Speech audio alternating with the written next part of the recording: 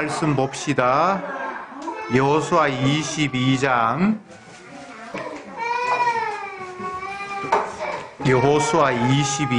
1절부터 9절 말씀까지만 보겠습니다. 1절에 그때에 여호수아가 르벤 사람과 갓 사람과 므낫세 반 지파를 불러서 그들에게 이르되 여호와의 종 모세가 너에게 명한 것을 너희가 다 지키며 또 내가 너에게 명한 모든 내 말을 정정하여 하려. 오늘날까지 날이 오래도록 너희가 너희 형제를 떠나지 아니하고 오직 너희 하나님 여호와의 명하신 그 책임을 지키도다. 이제는 너희 하나님 여호와께서 이미 말씀하신 대로 너희 형제의 안식을 주셨으니 그런즉 이제 너희 여호와의 종 모세가 요단 저편에서 너희에게 준 그 길로 가서 너희의 장막으로 돌아가야. 크게 삼가 여호와의 종 모세가 너희에게 명한 명령과 율법을 행하여 너희 하나님 여호와를 사랑하고 그 모든 길로 행하며 그 계명을 지켜 그에게 친근히 하고 너희의 마음을 다하며 성품을 다하여 그를 섬길지라 하고 여호수아가 그들에게 축복하여 보내면 그들이 자기 장막으로 갔더라. 므낫세 반 지파에게는 모세가 바산에서 기업을 주었고 기타 반 지파에게는 여호수아가 요단 이편 서편에서 그 형제 중에 기업을 준지라. 여호수아가 그들을 그 장막으로 돌려보낼 때에 그들에게 축복하고 일러 가로되 너희는 많은 재산과 신이 많은 가축과 은금 동철과 신이 많은 거복을 가지고 너희의 장막으로 돌아가서 너희에게 제공할 것을 너희 형제와 나눌지라 하며. 르벤 자손과 갓 자손과 므낫세 반 지파가 가나안 땅 실로에서 이스라엘 자손을 떠나 여호와께서 모세에게 명하신 대로 얻은 땅 곧 그 소유지 길앗으로 가니라. 아멘. 너무 길어서 다 못 읽었습니다. 안 읽은 부분들은 제가 설명으로 대신하겠습니다. 22장에 넘어오면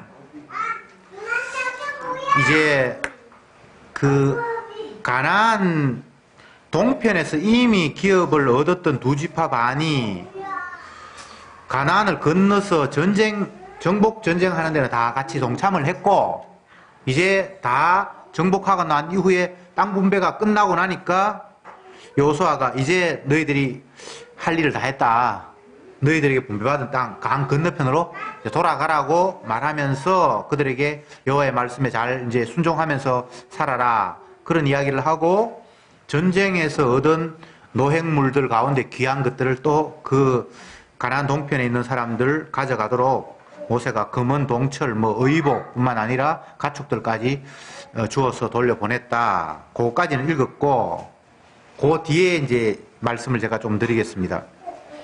그들이 전쟁을 함께 가나안 서편에 있는 사람들과 함께 다 전쟁에 동참해서 완전히 다 정복을 하고 약 7년 정도 걸렸습니다. 성경에 보면 7년 정도 걸려서 이제 다 정복을 하고 다시 두 지파 반은 이제 강 건너의 땅을 이미 분배받았기 때문에 그쪽으로 이제 돌아가려고 돌아가는데 강을 건너기 전에 단을 예쁘게 크게 쌓았습니다. 그런데 이제 그 단 쌓은 이유는 원래 실로에 여호와의 단이 이미 성전 같은 게 있는데 굳이 이제 가나안 땅으로 요단강을 넘어가는 그 지점에 세워야 될 이유가 없는데 그들은 그게 또 단을 하나 실로에 있는 그 모양을 본받아서 똑같이 이제 단을 하나 멋지게 만들었습니다. 근데 이제 만든 이유는 거기에 가까운 데 가서 숨기려고 한 건 아니고 우리가 가나안 건너편에 살지만 가나안 서편에 있는 사람과 한 형제고 다른 사람이 아니다라는 측면에서 실로에 있는 그 성전을 본따서 가나안 끝부분에 강변에 단을 하나 이제 쌓아놨단 말이죠. 그런데 그걸 가나안 동편에 있는 사람들이 오해를 해서 저놈들이 실로에서 예배를 드리면 되는데 자기들끼리 또 단을 따로 쌓는단 말인가? 그러면 여호와 하나님이 싫어하실 텐데? 라고 하면서 가나안 서편에 있는 사람들이 모여서 회의를 했습니다. 아니 가나안 서쪽에 있는 사람들이 전쟁할 때는 우리와 같이 전쟁을 해서 다 차지하고 수고하고 같이 했는 건 참 고마운데 돌아가면서 자기들 동네 근처에 하나님의 성전 말고 또 다른 성전을 하나 세웠다며. 그러니까 이 가나안 서편에 있는 사람이 막 난리가 났습니다. 그래서 대표들, 각 지파의 대표들이 모여서 그 가나안 저쪽 건너편으로 찾아갔습니다. 왜 이런 망령된 일을 하느냐. 실로에 여호와의 전이 이미 마련되어 있는데 왜 요단강 건너편에 또 단을 따로 마련하느냐. 우리 이쪽 사람들이 다 화가 나서 너희들을 전쟁에서 막 진멸해버리라는 이야기까지 나왔다. 막 이렇게 항의를 하니까 가나안 동편에 있는 사람이 크게 오해를 하셨습니다. 우리는 하나님 앞에 제사 드릴 때는 반드시 가나안 땅을 건너가서 실로에 가서 예배를 드리겠습니다. 그런데 강변에 우리가 그 실로와 똑같은 그런 단을 쌓은 이유는 거기에서 따로 편리하게 예배 드리려고 해서 번제나 제물 드리기 위해서 만든 건 아니고 우리도 실로에 있는 가나안 서편의 사람과 똑같은 가나안 동편에 살지만 같은 사람이라는 걸 보여주는 차원에서 그와 유사한 그 단을 하나 쌓았을 뿐입니다.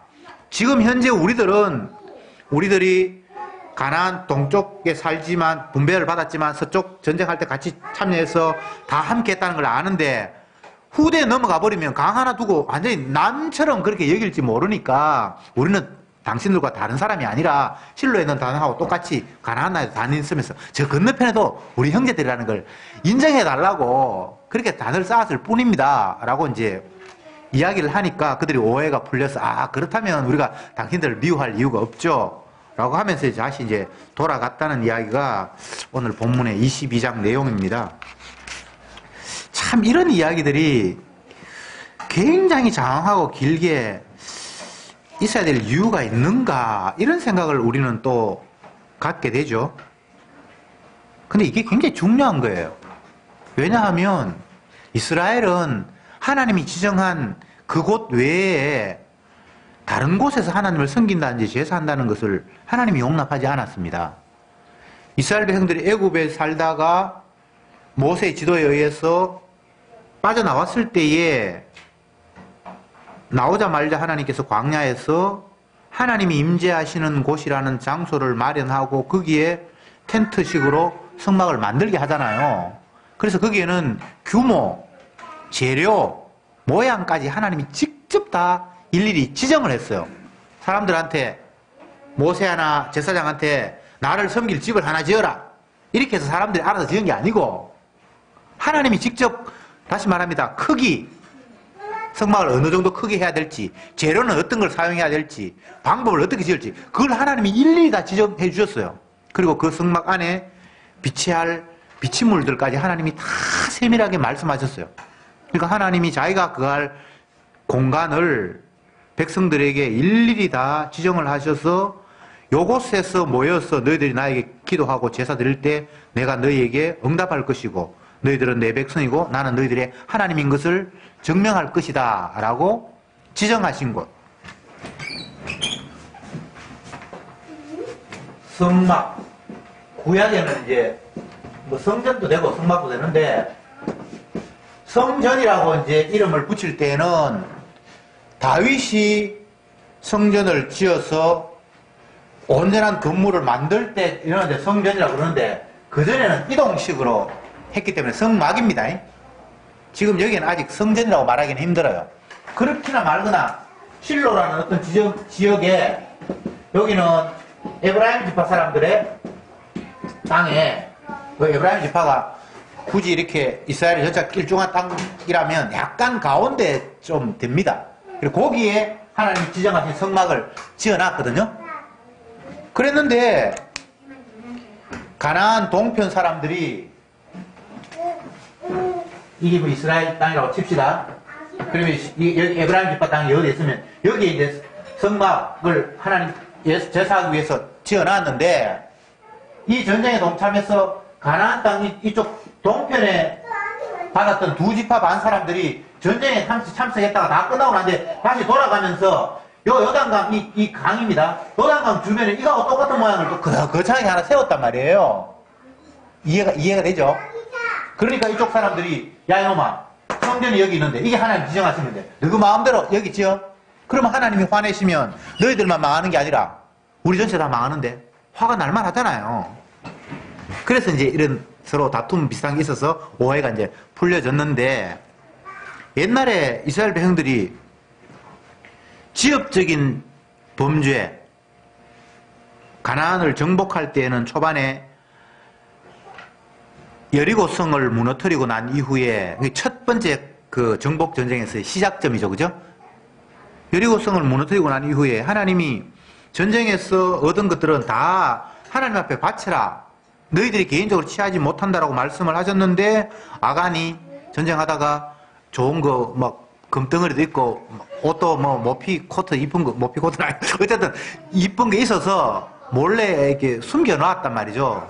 그 이유 때문에 두 번째 전쟁인 아이성 전쟁에서 그건 조그마한 성입니다. 이스라엘 백성들이 엄청나게 많은 사람들이 죽어버려요.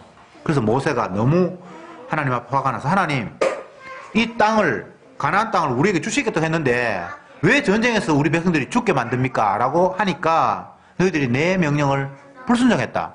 그래서 알아보니까 어떤 아간이라는 사람이 하나님께 바쳐진 물건을 자기가 취했다는 걸 알고 나중에는 아간을 죽이고 뭐 이런 일이 벌어졌잖아요.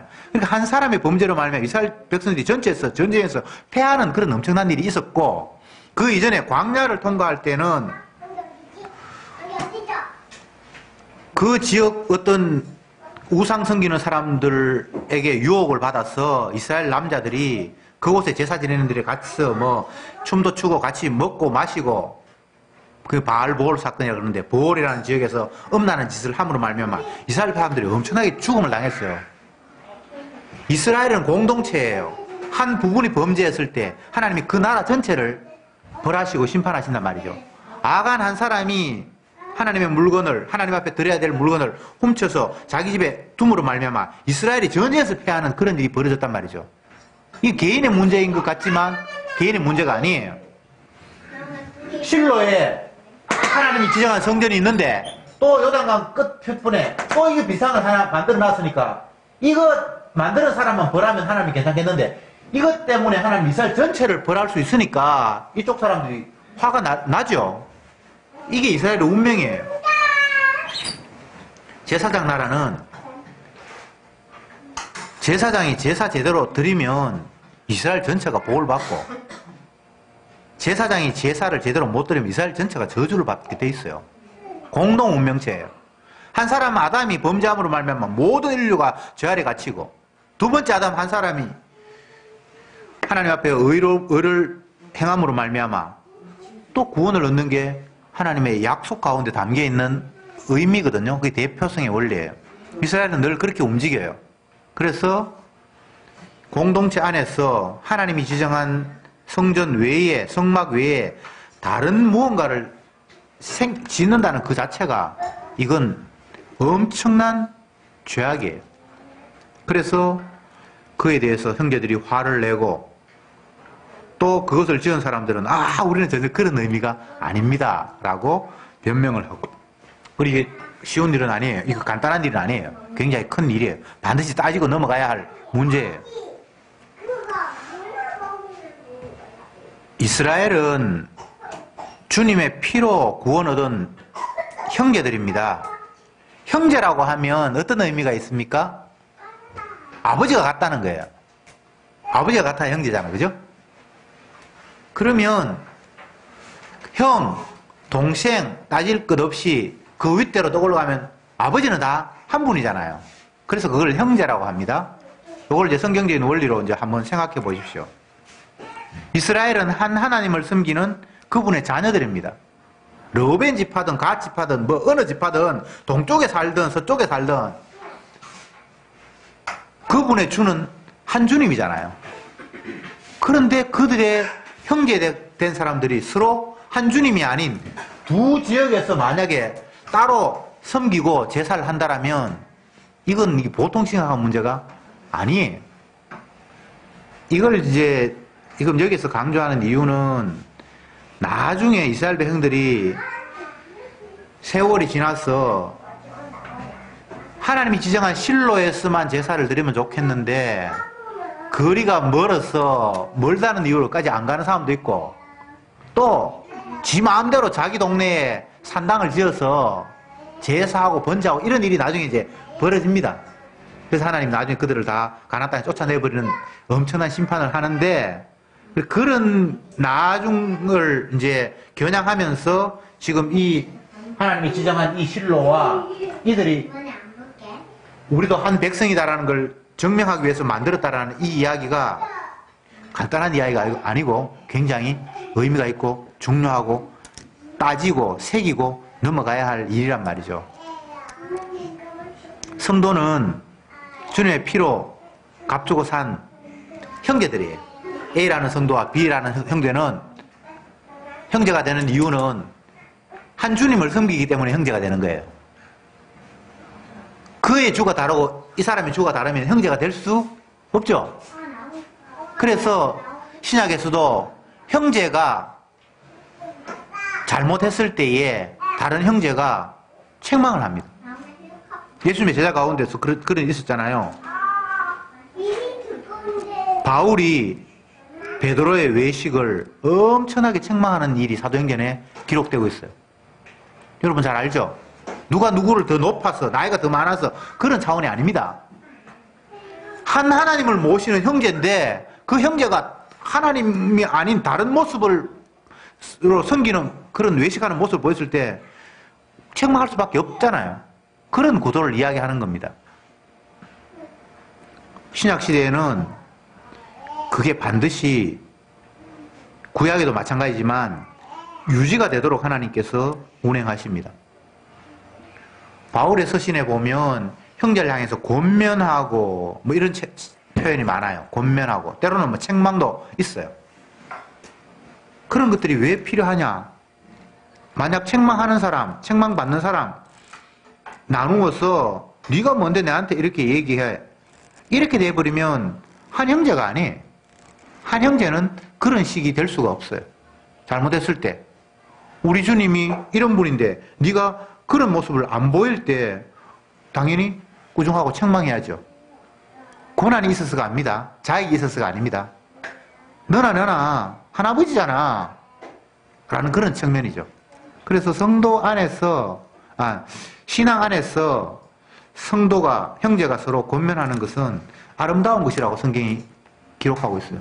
잘나서가 아닙니다.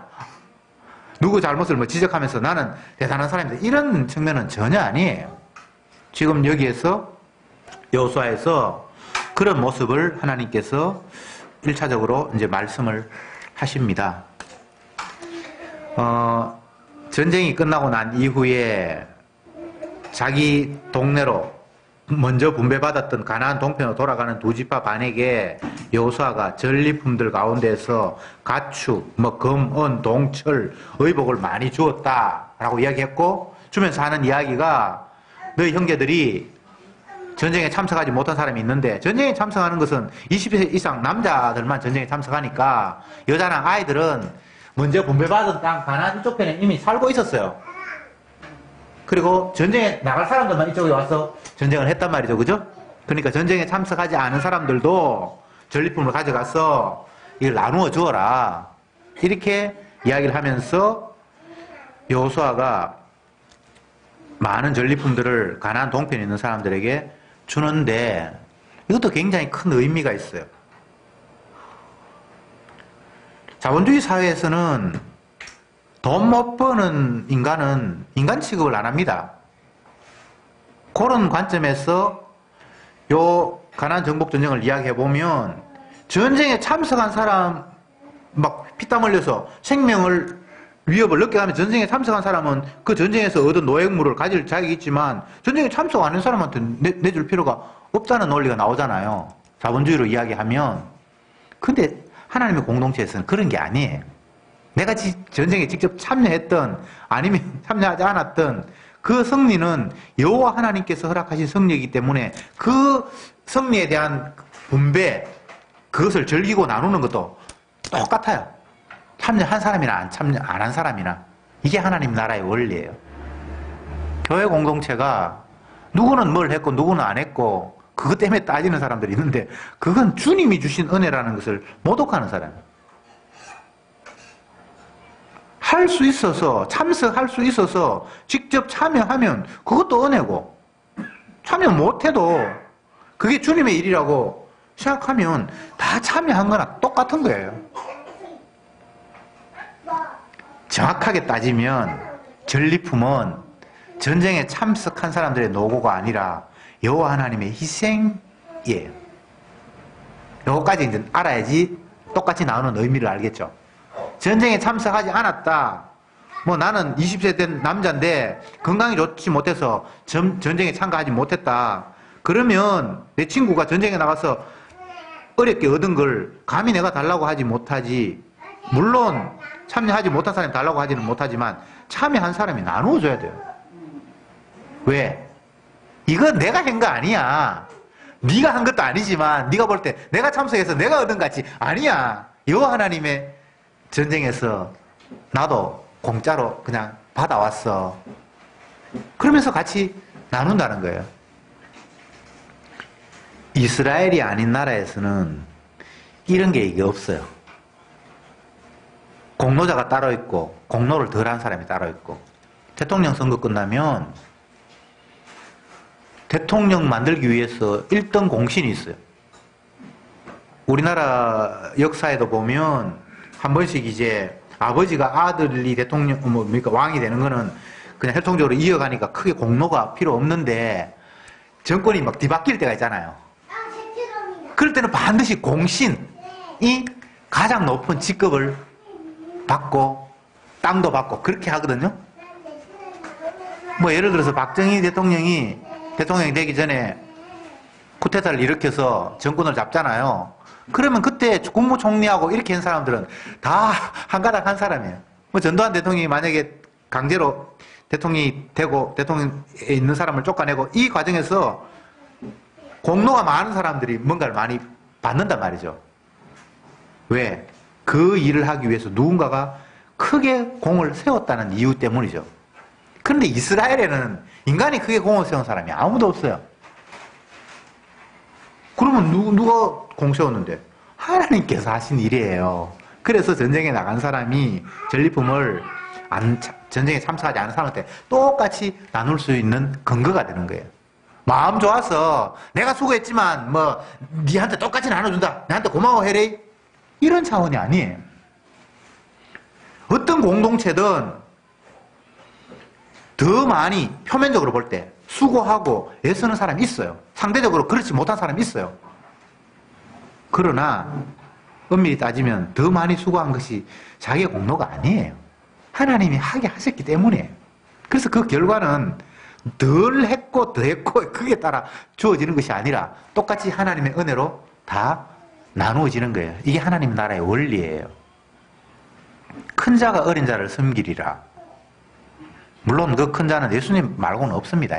인간은 큰 자가 없어요. 어떤 사람은 지가 열심히 충성하고 봉사해서 내가 큰 자다 뭐 이렇게 이야기하는 사람이 있는데 인간은 큰 자가 없습니다. 예수님만이 큰 자예요. 주님의 희생으로 말미암아 나머지는 다 우리는 똑같은 형제들이니까 그냥 분배받은 거예요. 그래서 우리끼리 누가 큰 애 작은 애 하나님 나라에서는 내가 더 높은 자리 차지하네 뭐 이런 거는 있을 수 없는 이야기입니다. 요한계시록에 우리가 잘 알듯이 하나님께서 자기 백성들에게 면류관을 씌워줄 때에 부끄러워서 그 면류관을 주님의 발 앞에 다 반납하잖아요. 어떻게 우리가 그걸 받을 수 있습니까? 당신의 희생으로 말미암아 내가 여기 오게 됐는데 나에게 이게 면류관을 씌워주시다니요. 이건 당신이 받아야 합당합니다 하면서 다 주님의 발 앞에 던진다고 돼 있어요. 그 원리가 성도는 이 땅에 살면서 이미 적용되는 사람이에요. 교회 공동체는 누구의 희생이 없습니다. 예수님의 희생 말고는. 아이고 어느 주사님이 진짜 우리 교회 이번에 뭐 하는데 수고 많이 했고 그런 말하면 그거 굉장히 위험한 거예요. 그러면 본인은 또 기분이 좋아가지고 아이고 뭐 그렇습니까 하면서 또 저 겸손한 척 하면서 또 은근히 하는데 그거는 복음을 몰라서 그래요. 그냥 하나님께서 하게 하셨던 그 위치에 그냥 그 사람이 밀려갔을 뿐이에요. 그래서 누구도 더 했습니다, 덜 했습니다라는 말을 할 수가 없는 거예요. 가족 공동체가 복음을 모르는 사람들끼리 아는 사람과 모르는 사람끼리 섞여 있으면 꼭 공로 전쟁합니다. 내가 우리 어머니 모시는데 돈 더 많이 냈잖아. 네가 날마다 이렇게 초상 나서 난리 치면 재산이 많아서 유산이 있으면 꼭 싸웁니다. 예. 내가 더 많이 기여했다. 이 죽은 분에 대해서 내가 살아있을 때 더 많이 했으니까 이 몫은 내가 더 많이 가야 된다고 반드시 전쟁이 일어나요. 그게 왜 그렇습니까? 자기 공로라고 생각을 하기 때문이죠. 그래서 내가 수고하고 땀 흘렸으니까 그에 대한 반대 극부가 내게 있어야 된다고 생각하잖아요. 근데 성도는 그런 걸 주장할 수가 없어요. 왜냐하면 내가 누리는 모든 것들은 주님의 희생으로 말미암아 주어진 것인 걸 인정하는 사람이기 때문에. 겸손이 아닙니다. 아이고 당신이 많이 했잖아요. 그래 뭐 내가 많이 했지만 그래 똑같이 나누겠다.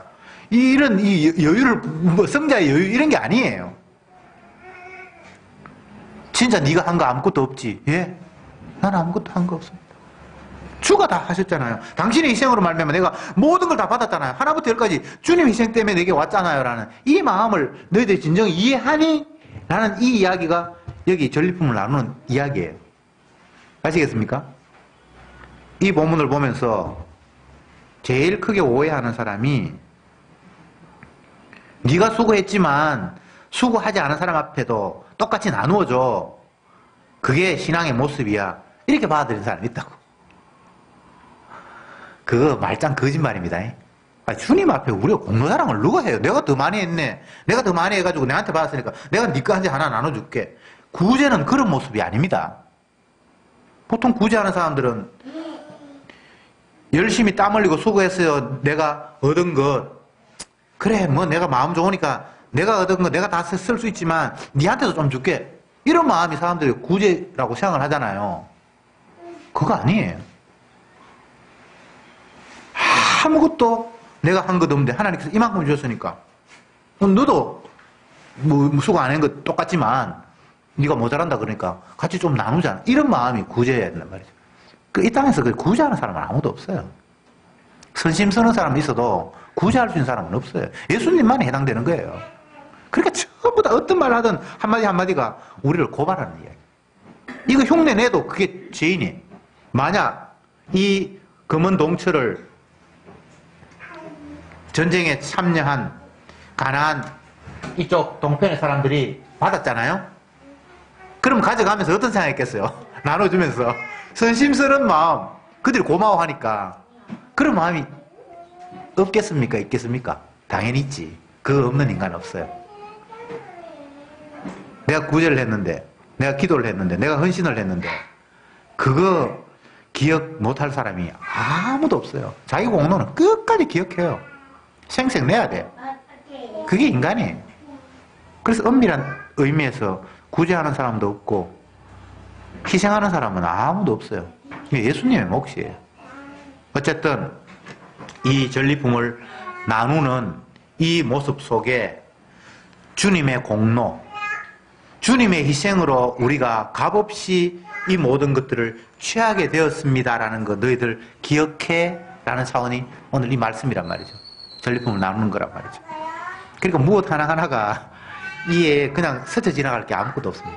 다 주님의 공로를 여기에 심어놨고요.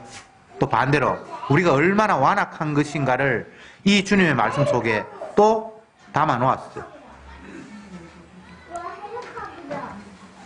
아론이 이제 맨 처음 제사장으로 임명을 받는데 그 후대에 이제 엘라살 아들이 또 제사장으로 받고 그 밑에 비느하스가 이게 이제 지금 제사장으로 활동하는 이런 시기가 됐는데 그래서 손자까지 내려왔죠. 아론은 이미 죽었고 엘라살도 이제 완전히 늙어서 활동을 못 하는데 그 아들 비느하스가 이제 제사장이 되어서 백성들을 이제 지도하고 영적으로 이렇게 저렇게 이야기를 하는데 이 비느하스가 보면 옛날 그 부올 사건이 있을 때에 이방 여자와 간음하는 그 사람을 하나님의 분노로 이렇게 찔러 죽이는 그런 장면이 나타나 있고 네가 여호와의 분노를 표출했기 때문에 주님께서 더 이상 진노하지 않는다라는 이런 옛날 사건이 있어요.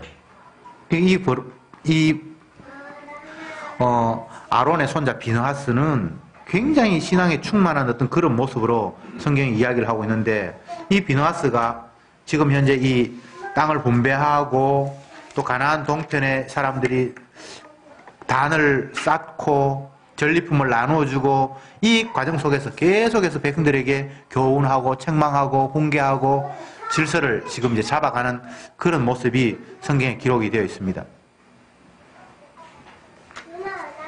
이스라엘은 제가 말씀드렸습니다. 제사장 나라입니다. 제사장이 제대로 하면 이스라엘 백성들에게는 가나안 땅에는 복이 내려요. 근데 제사장이 제대로 못한다. 그럼 그 땅 전체가 저주받는 땅이 돼요. 제사장 시대에서 왕 시대로 넘어가면 왕 하나 잘함으로 말미암아 그 나라가 복을 받고, 왕이 잘못함으로 말미암아 나라가 심판을 받는 일이 생겨요. 다윗을 예로 들어볼까요? 다윗이 나라가 점점 더 부강해지고 주위 나라 사람들이 이스라엘의 강대함을 감탄하면서 그 앞에 와서 스스로 자원하면서 조공을 바치고 막 이런 시대가 있었어요. 그러니까 다윗이 으쓱해서 인구조사를 시키잖아요. 우리나라의 병력은 얼마나 될까? 선지자가 그런 짓 하지 마세요.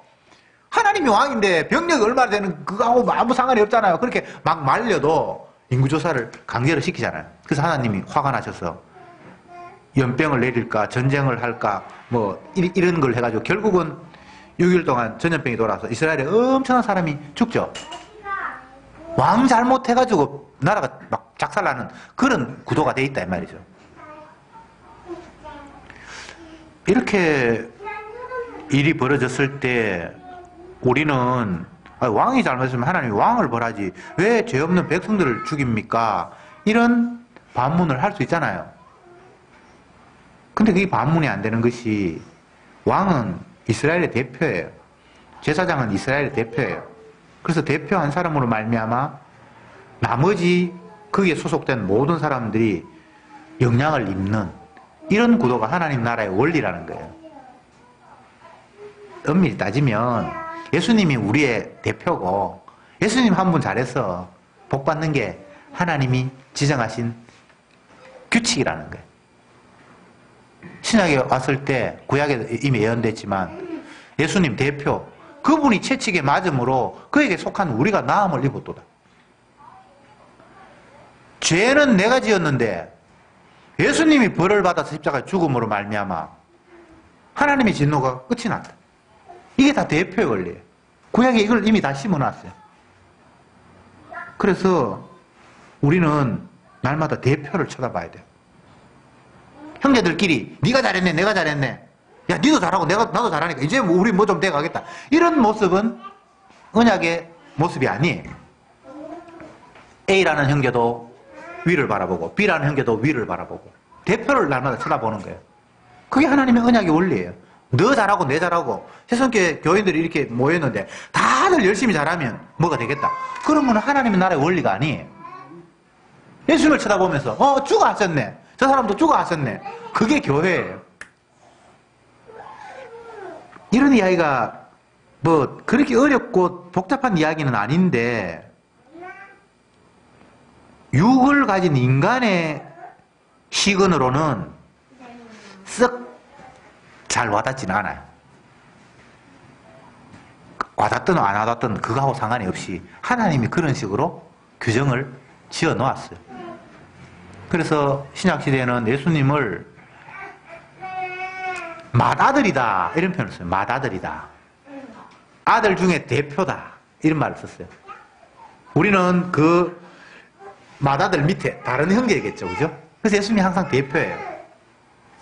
그래서 맏아들이 하나님 앞에 순종하고 기쁨을 드림으로 말미암아 다른 형제들이 다 하나님 마음을 흡족하게 하는 이런 구도가 하나님께서 처음부터 작정하신 규칙이에요.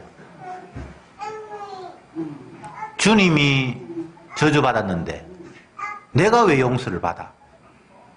내가 잘못했는데 왜 주님이 용서를 하세요? 이게 세상의 원리, 마귀가 심어준 원리죠. 네가 잘해서 네가 복을 받고 네가 잘못해서 네가 저주를 받고, 여기는 대표가 없어요. 대표가 없어요. 근데 주님은 처음부터 그렇게 말씀하신 적이 없다 이 말이죠. 다시 말씀드립니다. 하나님은 자기가 만들어 놓은 질서, 그분의 법칙이 분명히 있어요. 이건 인간들이 납득하거나 수긍해서 될 문제는 아니고 그냥 일방적으로 하나님께서 밀어붙이는 거예요. 그라사 지방에 귀신 들린 자에게 귀신이 그 사람에게 내가 니한테 들어갈까 말까 그렇게 물어봤을까요? 아니에요. 그냥 귀신이 쑥 들어가 버려요. 근데 어느 날 갑자기 예수님이 또 그를 찾아가셨어요. 예수님은 그러면 그 사람이 찾아가서 내가 너 만날까 말까 그렇게 물어볼까요? 그런 거 아니에요. 인간은 껍데기입니다. 우리에게 마귀가 들어와도 못 맞고 예수님이 들어와도 우리가 어떻게 할 수 없는 존재가 피조물이라는 거예요. 그런 차원에서 주님이 규칙을 말씀하시면 우리가 뭐 받아들이고 수긍하고 그런 거 필요 없습니다. 하나님이 그렇게 법칙을 만들어 놨어요. 그러면 우리는 그냥 따라갈 수밖에 없는 거예요. 가라 하면 가고 오라 하면 오나이다. 그게 은혜 받은 신앙인이기 때문에 주님의 사랑이 왔기 때문에 그런 고백을 하는데 그건 어려운 게 아니에요. 당연한 거예요. 그런데 주님의 은혜가 없으면 그게 좀 황당하죠. 뭘 가락하면 가고 오락하면 오고 뭐 우리가 뭐 가만히 떼기가 왜 그렇게 해야 되는데 나도 내 나름대로 프라이버시가 있고 생각이 있고 판단이 있고 내가 주님 앞에 충성할 수도 있고 은혜가 아닌 죄인의 모습에는 그런 말이 당연히 나올 수밖에 없어요. 근데 주님의 은혜가 오면 그런 말 안 해요. 왜? 자기가 열심히 한들 그게 하나님이 받을 수 없는 죄라는 사실을 알기 때문에. 여러분이 충성하고 헌신하다 해서 그게 하나님 받을 수 있을 것 같아요? 안 받습니다. 지금 우리가 여호수아 이게 가나안 정복이 거의 다 끝났는데 여호수아가 이스라엘 백성들을 이끌 때 자기는 자기 나름대로 하나님 앞에 사명을 받았으니까 내가 이 사명을 열심히 감당해서 이 백성들에게 다 땅을 나누어줘야지 해서 의욕 막 충만하게 사기가 충천하게 나가서 칼을 빼고 나를 따르라 그런데 여호와의 군대장관이 앞에 딱 나타났잖아요. 여호수아 시작이 그렇게 돼 있잖아요. 그러면서 여호와의 군대장관이 여호수아에게 뭐라고 얘기합니까? 까불지 마라 신발 벗어. 그렇게 나온다 이 말이죠. 이것은 여호수아가 나설 일이 아니에요. 지도자가 사명을 받았으니까 자기가 열심히 어쨌든 칼싸움을 해서 이겨서 내 형제 자매들에게 내 땅을 나누어 주리라. 하나님 나에게 힘 주시면 뭐 당연히 할 거다. 주님께서 하시겠으니까. 그래 하여튼 처음에 자기가 하려고 했어요. 칼 빼들고. 근데 주님이 여호와의 군대장관을 보내서 그가 여호와의 종이라는 사실을 확인시키기 위해서 까불지 마라. 신발 벗어. 손 들어. 그러니까 무릎 꿇어. 해가지고 이렇게. 왜 그런 이야기를 처음부터 여호수아가 여호수아를 기록을 했거든요. 창세기, 출애굽기, 레위기, 민수기, 신명기. 예, 여기 여호수아서는 여호수아가 기록했다고 우리가 통상적으로 봐요. 사실 그게 창피한 이야기잖아요. 자기가 까불다가 여호와 군대장관이 나타나서 신발 벗고 손 들고 혼났다. 원래 인간은 늘 혼나야 돼요. 자기 잘난 걸 여기 지금 기록한 게 아니에요. 인간적인 눈으로 볼 때는 내가 모세 죽고 난 이후에 지도자가 되어서 이 백성들을 가나안 땅으로 인도하고 땅을 다 나누는 것처럼 생각하지. 아니야. 여호와의 군대장관이 나타나서 내가 그분의 종이라는 사실을 확인시켰어. 그 이야기를 하고 시작을 하잖아요. 지금 부풀려서 하는 이야기가 아니고 성경에 있는 이야기를 그냥 하는 거예요. 그러니까 여호수아는 알죠. 이 전쟁 나는 아무것도 아니라는 사실을. 나는 그냥 허수아비로 하나님 앞에 지금 끌려가고 있다는 사실을 알죠. 모세도 그 사실을 알죠. 끌려가는 성도는 알아요. 내가 아무것도 아니라 허수아비라는 사실을. 허수아비가 새를 쫓을 수 있습니까? 그냥 주인이 세워놨으면 그냥 서 있을 뿐이에요. 내가 새를 쫓는 게 아니에요. 내가 곡식을 많이 있게 하는 것도 아니에요. 그냥 하나님이 세워놔서 나는 멍청하게 서 있는 거예요. 그래서 곡식이 잘 되고 새가 도망갔으면 내 잘했지가 아니라 주께서 이렇게 하셨습니다. 나는 아무것도 아닌 허수아비라는 사실을 내가 허수아비가 돼보니까 깨달았겠네요. 라고 이야기하는 게 허수아비의 할 일이에요. 베드로와 야고보가 안전뱅이를 어떻게 일으킵니까? 못 일으켜요. 그냥 주님이 그 입을 통해서 은과 금은 내게 없거니와 내게 있는 것은 네게 주노니 나사렛 예수 이름으로 일어나 걸으라. 이 말이 그냥 툭 튀어나와 버렸어. 그러니까 그 걔가 벌떡 일어난 거예요. 자기가 한 게 아니에요. 모세가 무슨 재주로 홍해를 가릅니까? 모세가 무슨 힘이 있는데 홍해를 어떻게 갈라요? 모세는 아무것도 아니에요. 그냥 우리가 성정이 똑같은 사람이에요. 엘리야가 무슨 능력이 있어서 하늘에 비를 그치게 합니까? 안 돼요. 세상에 능력을 가진 인간은 아무도 없습니다. 능력은 인간에게 있는 게 아니에요. 오늘 오전 본문에서는 12년 동안 혈루증을 앓는 여인에게 여인이 예수님 옷가에 손을 얹었을 때에 예수님의 몸에서 능력이 나가니라 이렇게 돼 있어요. 인간에게 능력이 없습니다. 사도들이 기도해서 병을 낫게 하고 이런 일이 있는데 심지어는 죽은 사람은 살아나는 일이 있는데 그건 기도한 그 사람의 능력이 아니에요. 예수님의 능력이에요. 그래서 그 어떤 인간도 능력을 가진 사람은 없어요. 다 무능력자예요. 그러면 그 무능력자를 하나님께서 왜 능력을 행하게 하시는가? 내 능력 아닙니다. 그 이야기 하라고 그 자리에 뽑아 세운 거예요. 물론 내가 하나님께서 나를 통해서 상대를 일으키지 않았으면 내가 했습니다라는 소리가 아예 안 나오니까 그 사람에게 해당사항이 없겠지만 누구를 사용하셔서 일을 했을 때 그 사람이 혹시 자기의 능력이라고 본인도 주장할 수 있고 남들도 그렇게 보면서 오인할 수 있는 요소가 있잖아요. 그럴 때 이건 내 능력 아닙니다. 그 이야기 하라고 그 사람이 그걸 세워놨다고. 여호수아를 통해서 가나안 정복 전쟁을 시킨 이유가 내가 아닙니다. 나 허수아비예요. 나는 여호와 군대장관 앞에 까불다가 무릎 꿇고 손 들었습니다. 신발 벗었어요. 나 종이에요. 그 이야기 하라고 그 자리에 세워놓았다고요. 오늘날 수많은 종교꾼들이 소위 목사나 이런 사람들이 엄청나게 지잘난 척 하잖아요. 여기 30년 전에는 갯벌이었고 아무것도 없었습니다. 그런데 그 아무것도 없을 땅에 내가 날마다 기도하면서 전도하면서 하나님 성전을 주시라고 기도해서 오늘 30년 후에 이렇게 되었습니다. 그럼 결국은 지가 했다는 이야기잖아요. 그러니까 마귀지. 주님은 어떤 분? 나는 내 영광을 그 누구에게도 빼앗기지 아니하며 분명히 주님께서 이야기했어요. 자기 혼자만 영광 받는 분이에요. 모세에게도 하나님 영광을 허락하지 않았어요. 그래서 가나안 땅에 들어가지도 못해요. 굉장히 상징적인 의미가 있어요. 모세가 얼마나 가나안 땅에 가고 싶었겠습니까? 온 백성들을 끄집어내서 40년 동안 뺑뺑이 돌려서 고생했는데 근데 그 안에 안 집어넣어요. 네 영광 아니라고.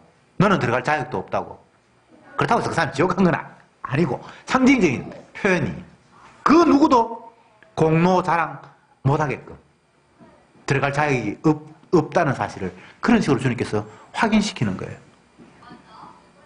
모세가 그래 할 뿐더러 모세가 그렇게 고생하면서 이끌어도 아무 고난도 자격도 없는다는 사실이 드러난 이상 누가 주님 앞에 나는요 아니잖아요. 나는 이 부분에서는 나 그래도 큰 소리 칠만 하잖아요 라고 말할 수 없게 만들어버리는 거예요. 그래서 실컷 끌려가서 일하고 나 아무것도 한 거 없습니다.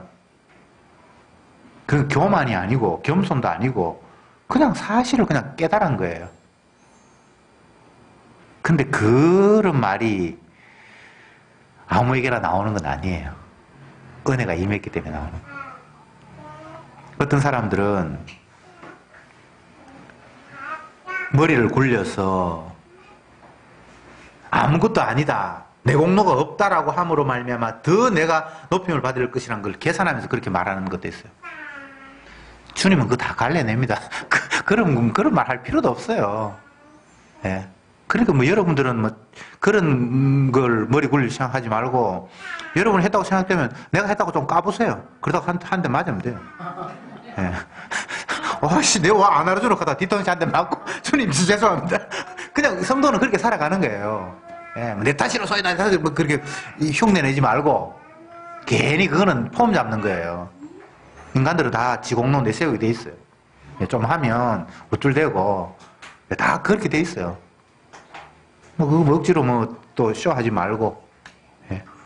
쇼해도 쇼가 되질 않아요. 하나님 앞에서는. 그냥 되는 대로 사세요.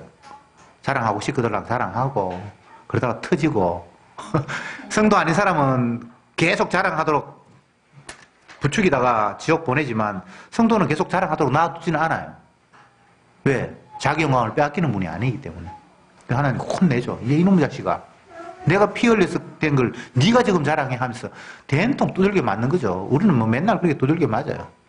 뭔가 흐뭇하고 남들 앞에 칭찬받으면 내가 뭐 잘했는 것 같이 생각하다가 돌았으면 아이고 이 바보 같은 게 이게 또 이게 설치구나. 그렇게 깨달음이 주어지잖아요. 뭐 칭찬 듣는 일 없으면 그런 거 없습니까? 그것도 주님이 하신 일이고 그것도 괜찮아요. 이러나 저러나 주님은 자기 영광, 구약으로 이야기하면 자기 아들을 자랑하는 걸로 모든 게 다 세팅되어 있어요. 다 그렇게 조직되어 있어요. 자기 아들, 아버지가 아들 자랑하고 싶어서 안달이 나 있어요. 내 아들, 내 아들. 내 아들은 자기 생명까지 내주는 그런 사랑의 아들이야? 하나님은 그 자랑하고 싶은 거예요. 구약에서는.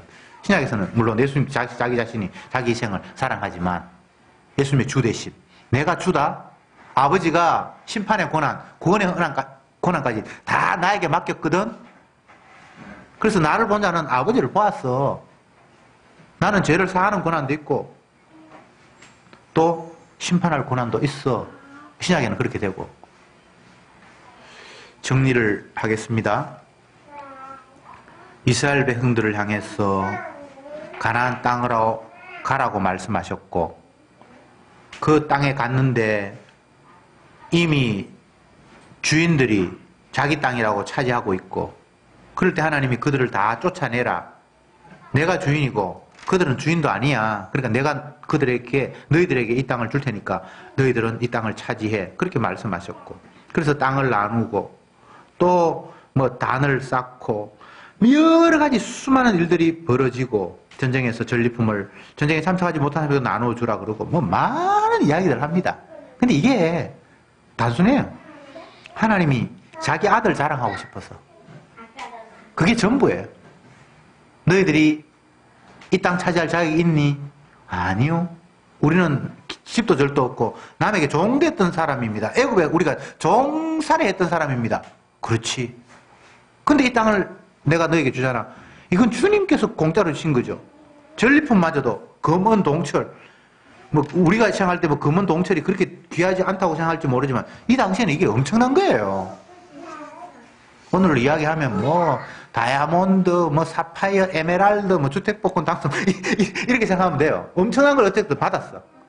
그러면서 어떤 생각이겠어요? 우리가 땀 흘리고 속에서 전쟁을 얻었군요. 이 전리품을 얻었군요. 그 소리 못 하잖아요. 물론 전쟁에 참석한 사람도 그 소리 못 하지만 전쟁에 참석 안 한 사람은 더더욱 그 소리 못 하잖아요.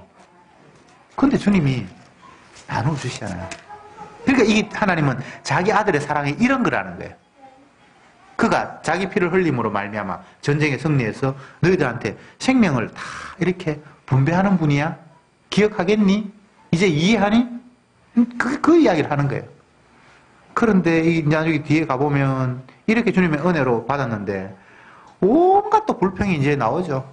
하나님 이웃 나라에는 뭐도 있고 뭐도 있고 뭐도 있는데 우리는 왜 없습니까? 반드시 그 이야기가 나오게 됐어요. 우리의 모습이잖아요. 은혜를 생각하면 정말 그냥 감사할 뿐인데 그 은혜가 살짝 안개가 그치면 그때부터는 또 결핍이 하나하나 올라오잖아요. 바쁘면 정신이 없는데 안 바쁘면 결핍이 하나하나 머릿속에 떠올라요. 뭐도 있었으면 좋겠고 뭐도 바뀌었으면 좋겠고 막 시간이 남아 돌면 인간은 그때부터 고민과 걱정이 이제 만들어지는 거예요. 정신없이 하나님 우리를 돌릴 때는 생각할 여유가 없어. 근데 시간만 좀 여유가 있으면 뭔가 자꾸 눈에 귀한 게 보이고 갖고 싶은 게 느껴지고 불편함의 그 요소가 정말 가시처럼 느껴지고 그렇게 된단 말이죠. 그거 다 마귀 장난입니다. 여호수아를 생각하면서 종으로 평생을 살아도 항변할 수 없는 우리들에게 주님이 자기 희생으로 가나안을 땅으로 제공하시고 전리품들을 우리에게 무상으로 나누어 주심으로 말미암아 내가 오늘 이 자리에 이만큼 가지고 있다라는 사실을 깨달을 때 주님이 영광을 받으시는 겁니다. 주님의 희생으로 이렇게 내가 누리고 있구나. 이거 남하고 비교하는 게 아닙니다. 원래 아무것도 없는데 이만큼 받았으니까 그냥 주님의 희생의 덕이에요. 이번 한 주간도 이 여호수아의 땅 분배를 생각하고 전리품의 분배를 생각하면서 주님의 희생으로 나는 아무것도 한 거 없는데 값없이 받았다는 사실을 순간순간 감사할 수 있으면 좋겠습니다. 기도합시다. 주여 감사합니다. 무엇 하나 주가 주시지 않은 것이 없는데 우리는 그 주님의 희생의 공로로 받았음에도 불구하고 또 다른 무엇을 요구하고 기대하고 없다고 불평하며 살 때가 너무나 많습니다. 저들의 어리석음을 용서해 주시옵시고 순간순간 누리면서 주님의 은혜, 십자가의 희생을 다시 한번 되새기면서 감사하고 찬양하고 영광 돌리는 저들이 되게 하옵소서. 예수님의 이름으로 기도드립니다. 아멘.